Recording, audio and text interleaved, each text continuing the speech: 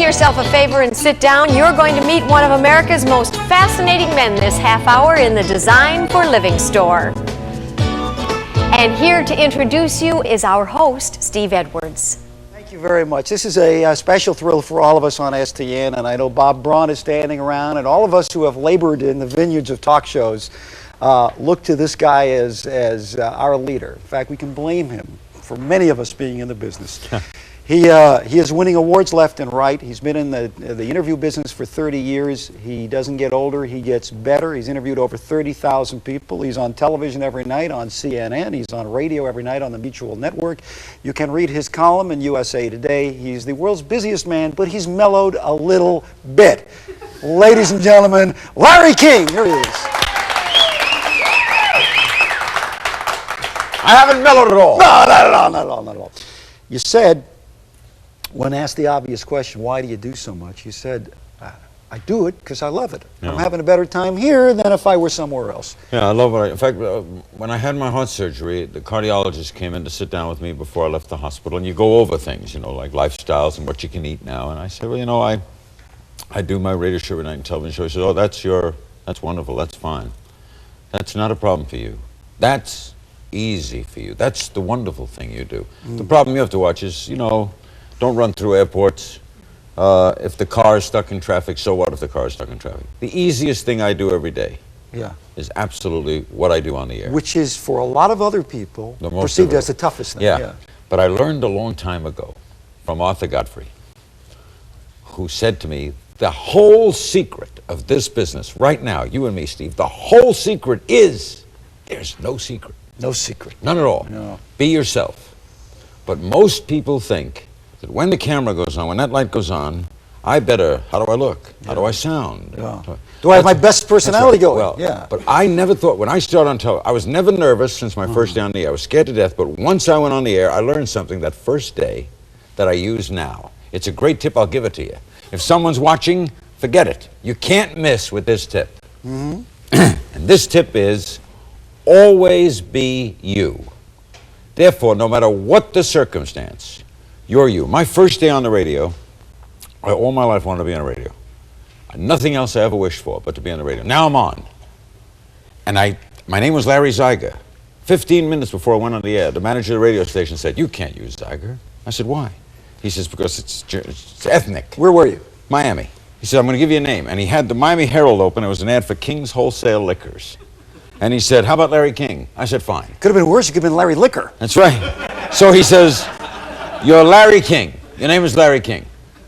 And I go in the studio and I'm practicing and I'm rehearsing to myself and I've been up all weekend. And finally, showtime. I go on the air, $65 a week, the Larry King Show, disc jockey. And I'm playing Les Elgart swinging down the lane. And I bring the music up and I turn the mic on, I fade the music down, choke, nothing. Bring the music back up, fade it down, and I see in myself that I say to myself, you've blown the whole career. You thought you could make it, but you're chicken and you're nervous. And the general manager of the radio station opened up the door and he said, this is a communications business. And he slammed the door like he was mad. I turned the mic on and I said, this is 30 years ago, good morning. This is my first day on the air. I am scared. My name is Larry King and I just got that name 15 minutes ago. And all my life I wanted to be on radio. And I've been trying for 3 minutes to think of what to say. So please bear with me. All right, what did I do that now? This is like genius in retrospect. Right. All I did was be honest. And admit your vulnerability. And in being honest, admit your vulnerability, you take the audience into you. Right. So therefore, the first night I was on television, 3 years later, I had my own television show because the radio show got hot at Pumpernicks Restaurant. Pumpernicks Restaurant, sure. And I had a hot radio show. The man used to, wait a minute, let's go through this. A man used to broadcast from a famous delicatessen in Miami Beach, in the glass there. In the window. And then, if my memory is correct, you had to get up during a news break and go to the studio for the rest of the show. The reverse. I did 6 to 9 in the studio, and I had to tape the 8:30 to 9 in order to drive to Pumpernicks to do the 9 to 10. It was insane. But that's where I got started, and then I got television. Now, my first night on television, all I did was say, this is my first night on television. I've been on the radio with you, and if I look at the wrong camera, forgive me. Well, Godfrey taught me that. Yeah. Just be yourself. But most people are afraid to be themselves. If you're totally yourself If you're good, they're going to like you. If you're not good, they're not going to like you. It's also good So what are you advice gonna for do? guests, because how often do you interview a guest who gives you a personality in the interview that doesn't exist except in the interview? And then Correct. when you go to the break, they relax and say, well, how am I doing? That's and the right. real personality Or comes the out. funny guy off the air. The funny guy. And then on air clamps, you know. The total, and another thing, if we're going to be honest, Sure. as Tim McCarver said, the great Met announcer who used to be a ball player, Terrific. please don't tell them how easy it is. Yeah. This is a joke. They'll take it away. I mean, this is a joke. They're Yeah. going to take They'll take it away. They're paying us. Yeah. This is a joke. Yeah. This is very hard. That's right. This is so hard! You don't know how difficult this is. The Oh. camera angles. And let me tell you, it's Yeah. worth $1 million, $1.5 million. Probably. And you, you tell a story in your book about Muhammad Ali at the famous weigh-in for the Sonny Liston fight, Miami Beach, 1964, which also tells a story about what you do and some of us do. That is what seems to be the most high-pressure moment. You put the blood pressure cuff on. I was a doctor, I'll never forget that. If you stood at this press conference, now here was Muhammad Ali, a generally unknown. He was Cassius Clay, but during the lead-up for this fight, was going to change his fate. He was an underdog of 8-1 to Sonny Liston, Right. who everyone said would destroy him. Kill him. Cassius Clay couldn't take a punch, and Cassius Clay, starting 3 weeks before that fight, I'm living in Miami, he went berserk. Sonny Liston arrived at Miami International Airport, true story. Cassius Clay was on the roof of the airport with a megaphone. Hey, Sonny, here I am! Sonny would, I'm going to kill you! I'm going to kill you! And he would get in a rage. Now, the day of the weigh-in, it's the afternoon of the fight, they weigh in, Cassius went crazy. His eyes were bulging. He was like this, let me fight him now. And Sonny Liston staring at him like he was crazy. I'm going to kill you. And he's going berserk like this. And we're all standing around and say, Jesus, you know, this guy is not going to make it for the fight. He's psychotic and he's cracked. You know, he's a 6-1 underdog. He's gone berserk, right? And the doctor, the medical examiner for the city of Miami Beach is walking through, and I was standing there, and one guy says to him, boy, you think he's going to make the fight? He says, 120/80. What? Blood pressure, 120/80. Normal. Normal.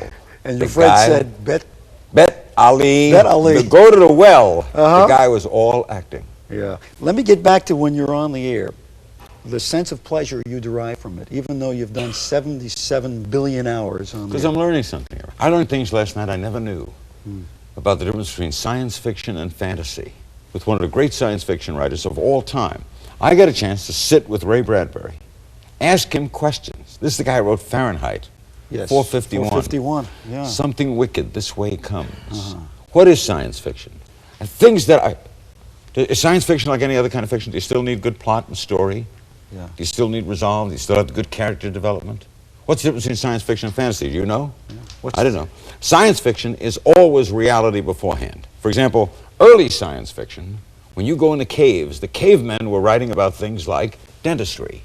They were saying, someday, there'll be a man who will take decay out of your mouth. Crazy. Fantasy is walking through walls. You'll never walk through walls. So in Star Wars or in Star Trek, when they left the Earth, the ship, and landed on the Earth and then composed again, that's fantasy. That's not science fiction. That'll never So happen. this, now, the level of excitement. Here's a guy who's done this for 30 years. This is an interview you just did. You're as excited about it as when you started. I got a stand to And sit now with a they're great paying you writer. major show business dollars to have a good time. Yeah. That's the crazy part What of it. more could you ask They're for? paying you to have a good time. Why, what is it about Larry King that makes him have such a good time? A better time on the air with Ray Bradbury, perhaps, than off the air with him. Maybe. What is it? Well, because I'm living, you know, there's a great line in broadcast news. What's it like when you fulfill all your dreams? William Hurt says that. And Albert Brooks says, don't tell us about it. And so, here I'm a kid from Brooklyn, and all my life I dreamed about being on the radio, and then I dreamed about television, I dreamed about columns, I dreamed about making and all this has come true.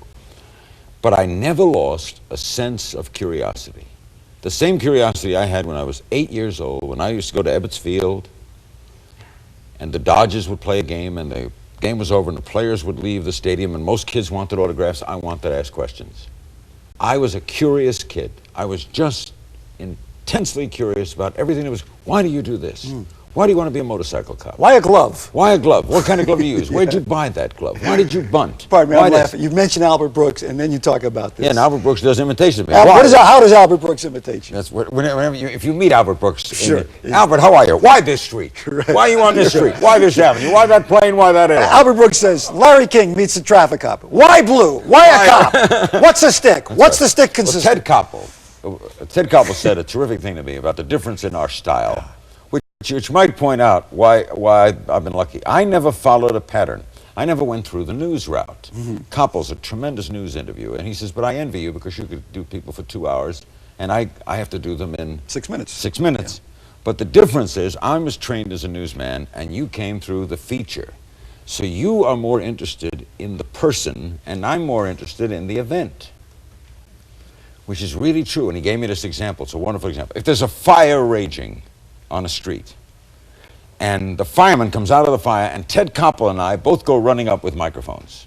Here comes the fireman out of the fire. Ted Koppel's question would be, what caused this fire? That's his absolute first question. And my first question would absolutely be, why do you want to fight fires?